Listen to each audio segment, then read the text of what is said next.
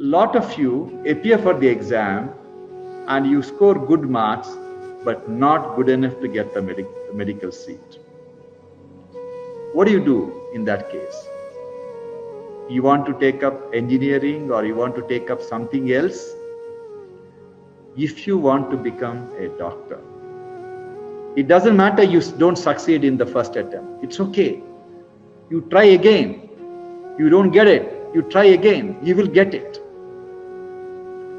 I didn't get into medical college during my first attempt. And I dropped the exam and I waited for 1 year and applied for it again. And second time I got it. If I didn't get it, I would have waited some more time, because that's all I wanted to do. I didn't want to do anything else. If you try hard enough, you will get into medical college. When I was a young student like you, there are hardly some 30 medical colleges. Today there are about 500 medical colleges. And every year the medical seats are increasing. So never give up because you didn't get it for the first time.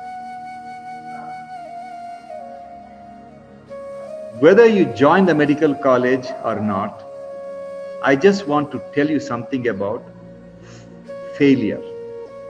The whole world is teaching you to become successful. But failure is part of your life.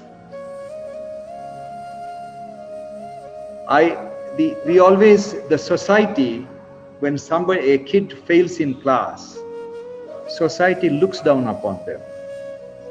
And we feel that you may not express your views, but somebody says, I failed the exam, automatically your impression about the person changes. I'll tell you my story. I failed in second standard. I don't think you have ever come across anybody in this world who has failed in second standard. I didn't know what failure was until I failed. And it was a day I could never forget in my life. That's the only thing I remember in my school. There are about 50 students in my class. Everyone was asked one by one, the names were read out. And those names was read out, they stood. In the end, they all walked out. And I was the only kid sitting. And I failed the first time in my life. I joined medical college. I did reasonably well as an undergraduate student. I wanted to become a surgeon. And I appeared for the exam. And I was supposed to be a very good surgical resident. And I failed the exam. And I again appeared for the exam. I passed. Then I went to England. I wanted to be a heart surgeon. But I wanted to appear for the FRCS exam. But I was already a surgeon. It didn't matter whether I passed or failed FRCS. I appeared for the exam. I failed. I appeared for FRCS again. I failed. I appeared for it again. Failed. And 4 times I failed in FRCS exam. But I was teaching surgeons who have done FRCS how to do the heart operation. Because the examination is not about my skill as a heart surgeon. Examination has nothing to do with how good heart surgeon I am.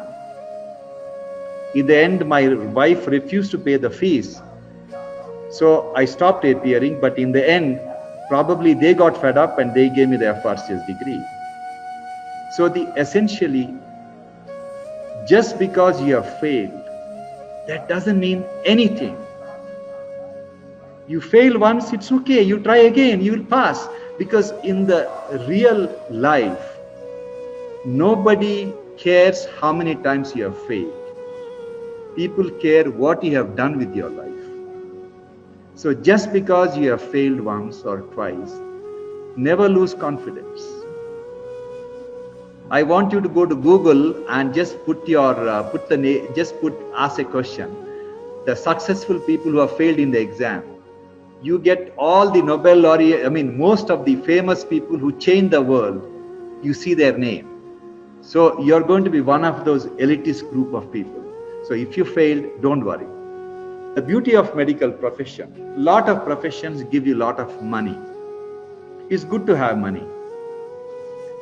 Lot of professions will give you respect, but no money.